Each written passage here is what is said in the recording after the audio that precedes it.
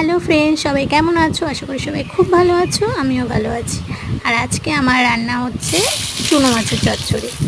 আর এই যে আমি চুনো মাছটাকে ভালো করে ভাজা করে নিয়েছি, তারপর সেই তেলেই পেঁয়াজ দিয়ে একটু নাড়াচাড়া করে নিয়ে কয়েক কোয়া রসুন থেতো করে দিয়ে দিয়েছি। তারপরে দিয়ে দিলাম এই যে টমেটো, দিয়ে নাড়িয়ে চাড়িয়ে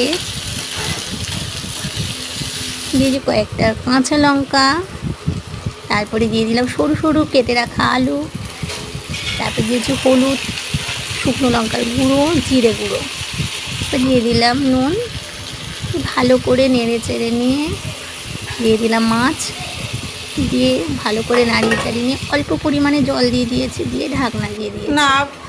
দিয়ে একটু পরে যে ঢাকনা খুলে আমার মাছ রেডি। দেখতেও যেমন সুন্দর হয়েছে, খেতেও ততটাই ভালো হয়েছে। তোমরাও ট্রাই করে দেখো, আশা করি তোমাদের খুব ভালো লাগবে।